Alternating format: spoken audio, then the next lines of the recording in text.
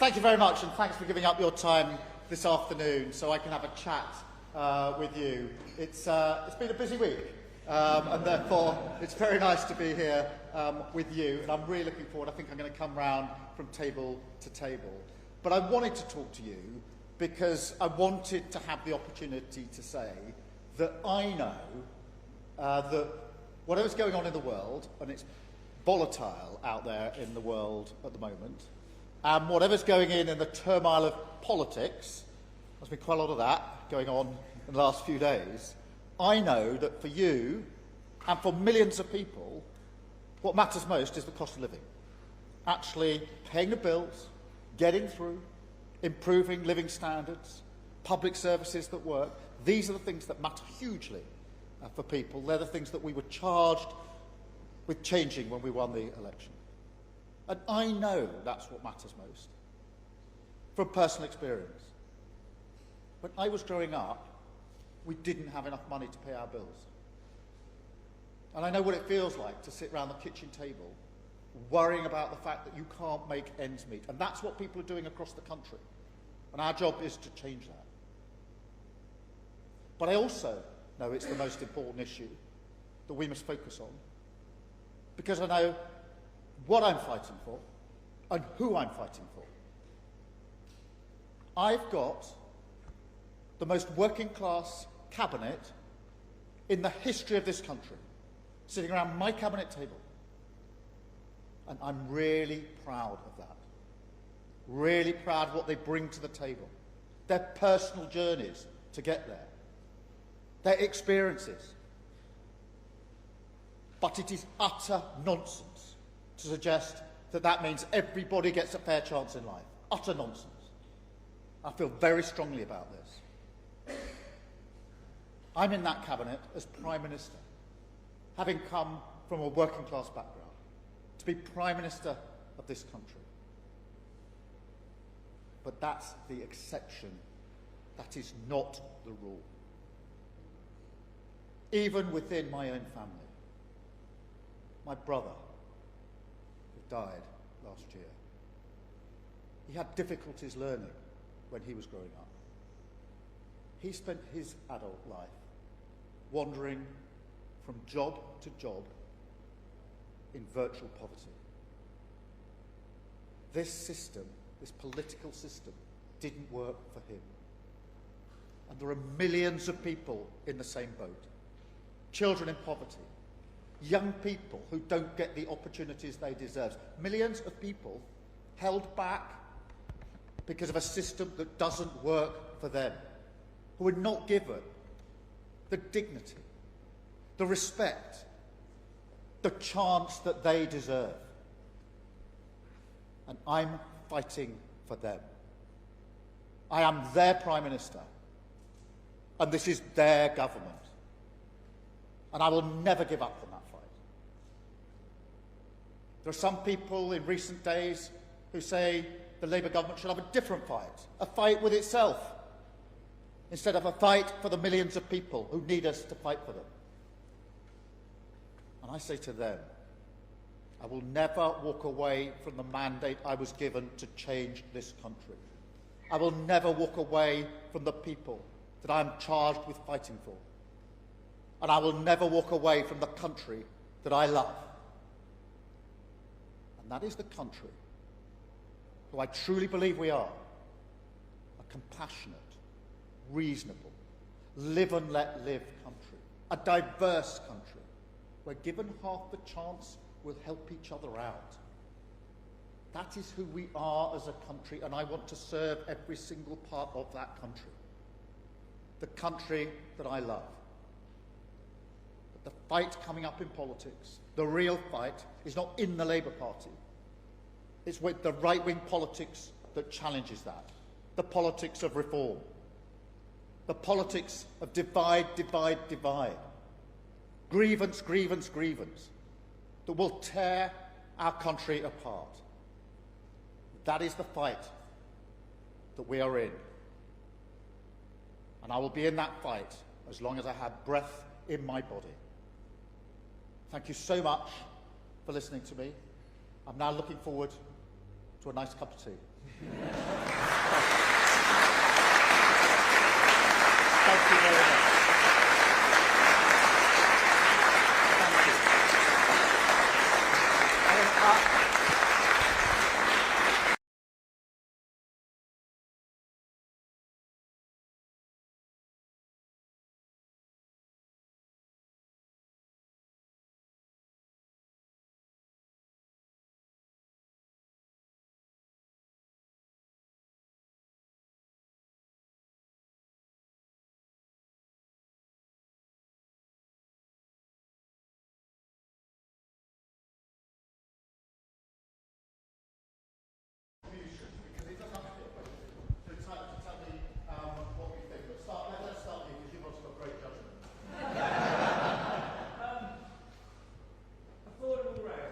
Yeah. We've frozen the rail fares this year. What's next? What's coming forward? Well, so rail, really important, because what we've tried to do is take a number of measures that tackle the cost of living. So measures like energy bills, where we're taking £150 off the bill, free childcare, free school meals, free breakfast clubs. But a lot of people travel, particularly from here, will travel and have season tickets to get to work and back. So what we've done is, for the first time in 30 years, is to freeze rail fares, to keep a cap on them, to make sure that people have more money in their pockets. So that's why we've done what we've done with rail fares. And it's really important these things ladder up. Each one is not a silver bullet, but if you take all of the measures, and of course the minimum wages are going up as well, it means people have more money in their pocket to go back to that central concern of how they make ends meet, how they get on in life. Let's have another question or contribution or comment. Thank you. My question's about energy bills, and this winter I've been pleased to notice that my fuel bill hasn't been as high because it's been damp as it is today, but it hasn't been as cold. So what's the government going to do for us going forward if we have a cold winter ahead next year? Yeah, so really good, because I think for many people the energy bill is the one at the moment they worry about the most, particularly in the winter period. And so what we're doing is, in April, we're taking £150 off the energy bills for every single household. So £150 off the bill. For those 6 million who are the sort of poorer households in the country, we've already taken 150 off. So for them, there's both elements of this, which is really important. I should say there's another element of this, and that is what's going on internationally, because the conflict in Ukraine doubled your energy bills. So Ukraine isn't some distant conflict where it's a battle between right and wrong, which it is, and we stand with the Ukrainians. It's actually something that comes effectively through your letterbox every month, because the bills have gone up. They're still 40% higher because of the conflict in Ukraine. So the work we're doing internationally to try to get to a just and lasting peace in Ukraine, which is really important in its own right for Ukrainians, for Europe and for us, is also really important for getting our energy bills down. And that'll get it down by a lot more than £150. So both of those need to come together. Is there anything more you would do? Oh, I don't know. But it does worry. I mean, energy bills really worry people, because they then don't turn the heating on, don't turn it up so high. These are all the things that ladder up to people feeling, I'm not getting the deal I should be getting in life. I'm not being able to do what I should be able to do. And it really, really matters to people. Who else has got a question? Yes, sir. The child policy strategy that came out in the end of 25 is really strong. What my question is that with resources getting really stretched, you know, a housing association calls them a tenant, GP calls them a patient, the school calls them a pupil. They're the same people with the same issues. And how do you get these different silos to communicate, use it as a framework, to collaborate more so resources and funding can be used to really support the families that everyone is here for?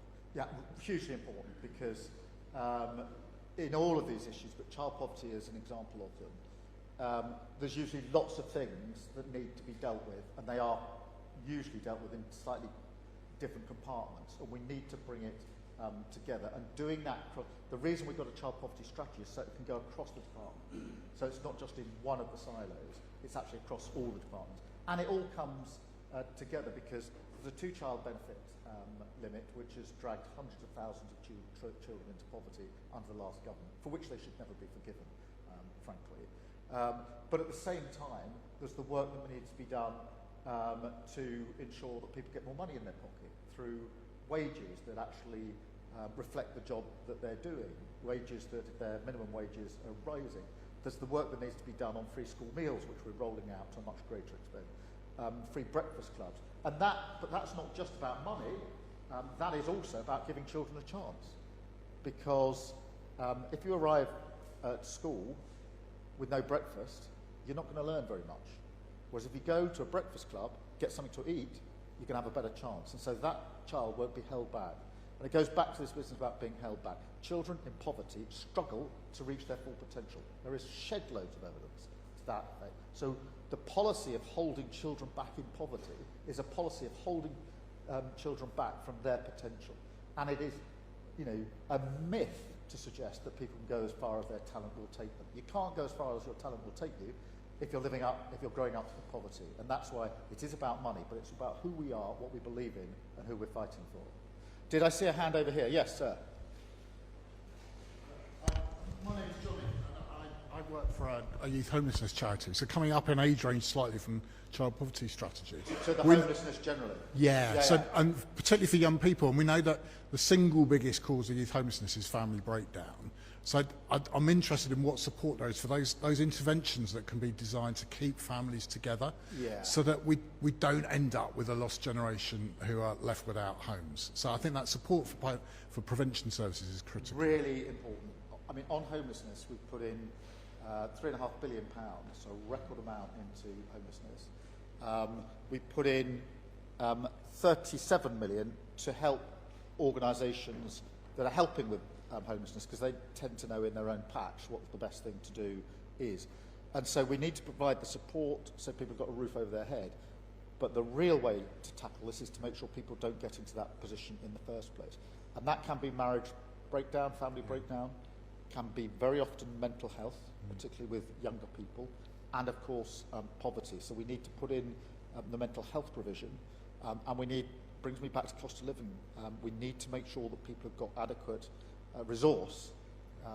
The other thing that is really important is to get rid of no-fault evictions, which we're doing, because too many people have a roof over their head and then they don't have a roof over their head through no fault of their own. So all these things need to ladder up.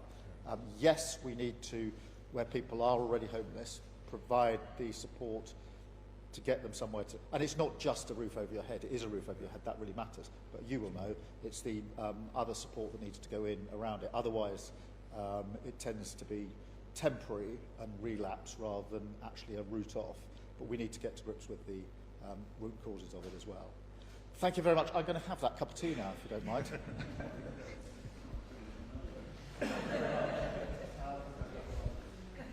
How are you doing?